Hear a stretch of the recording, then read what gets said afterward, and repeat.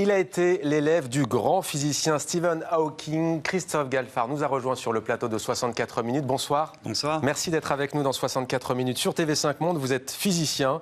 Votre nouveau livre a pour titre E égale MC2, l'équation de tous les possibles. Je signale aussi qu'il y a chez les mêmes éditions Flammarion une réédition avec un cahier illustré, réédition de l'univers à portée de main. Pareil, édition Flammarion. Donc peut-être d'abord un mot sur une femme à qui la science doit énormément. Marie Curie est née il y a 150 ans, jour pour jour, le 7 novembre 1967. Marie Curie, prix Nobel de physique en 1903, prix Nobel de physique, prix Nobel de chimie en 1911. Que représente-t-elle pour vous ?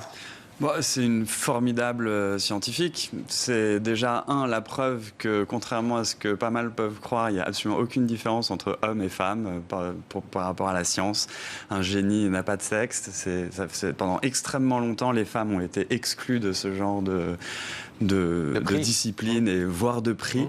D'ailleurs, les 2 prix Nobel n'ont pas été suffisants pour l'Académie française des sciences pour accepter Marie Curie. Je pense qu'il fallait qu'elle travaille un petit peu plus, j'imagine, pour être ce qu'ils croyaient être leur égal. En tout cas, elle est devenue la première femme à entrer au Panthéon. C'était il y a 22 ans, en 1995. Alors, E égale MC2, je le disais, pas besoin d'être forcément féru de mathématiques ou de physique pour la connaître.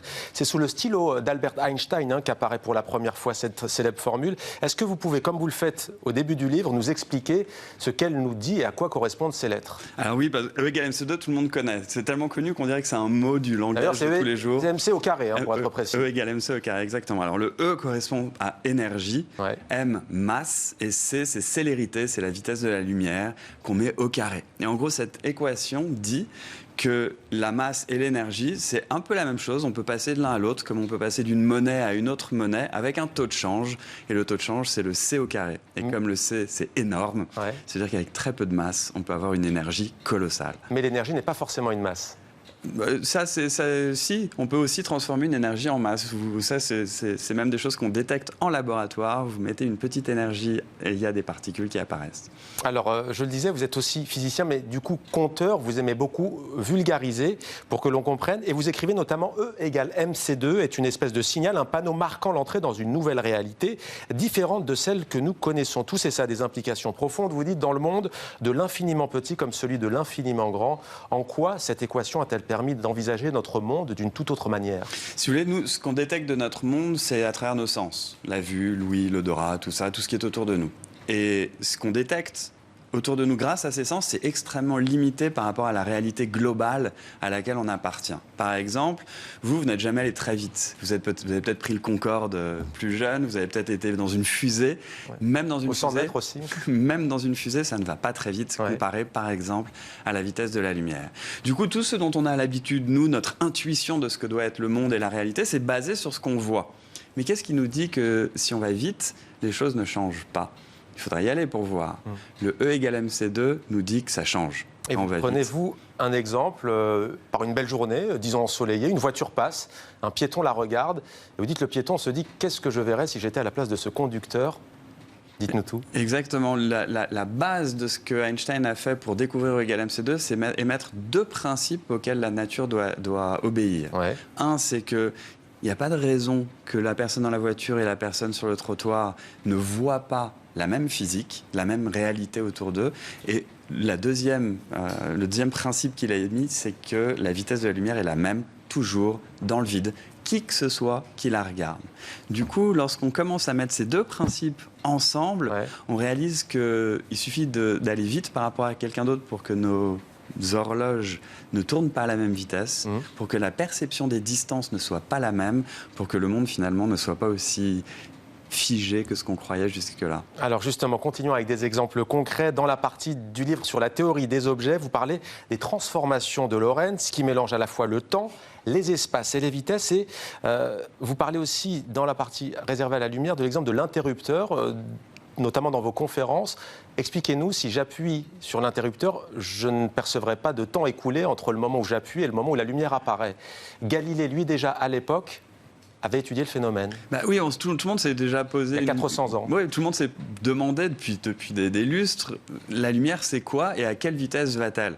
Est-ce que c'est instantané? Est-ce que c'est infini? Aujourd'hui, on connaît la réponse. Mais à une époque, on n'en avait aucune idée. On n'avait absolument aucun moyen de détecter une vitesse aussi rapide. Et l'exemple que je donne, c'est essayer d'allumer avec votre interrupteur la lumière de chez vous et essayer de voir s'il y a un décalage entre le moment où la lumière s'allume, où vous appuyez, et le moment où vous recevez la lumière dans les yeux. Vous n'en détecterez aucun.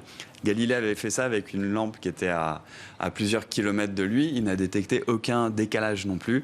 Il a fallu l'avènement des télescopes que Galilée a inventé en regardant les lunes de Jupiter pour voir qu'il existait un décalage dans le temps entre le moment où pour montrer que la lumière se propageait à une vitesse finie. On sent parfois dans votre livre qu'on tend vers la philosophie, le titre en est la preuve. Pourquoi E égale MC2 est-elle l'équation de tous les possibles?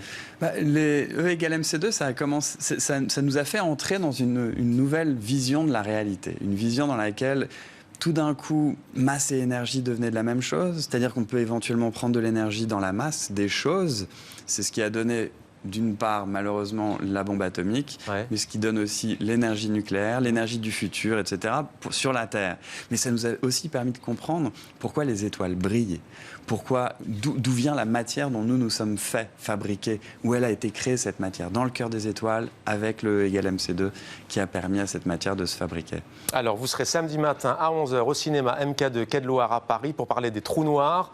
On pourra aussi vous voir à Brive pour la foire du livre de Brive dans le sud de la France avec une grande leçon science, non à la sacralisation du savoir, oui à sa démocratisation, c'est votre devise?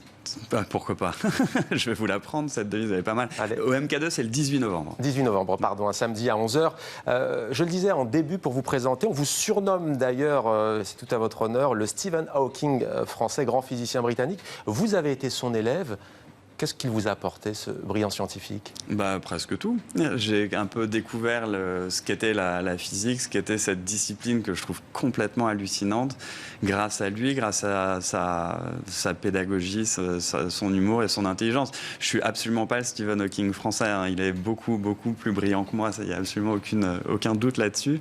Mais il m'a ouvert le monde à des beautés que je ne soupçonnais même pas. Merci beaucoup d'avoir répondu à nos questions. Christophe Galfard, E égale MC2, l'équation de tous les possibles, édition Flammarion. Et on le rappelle aussi, aux mêmes éditions, la version enrichie d'un cahier illustré, l'univers à portée de main. Merci beaucoup d'être venu sur notre plateau.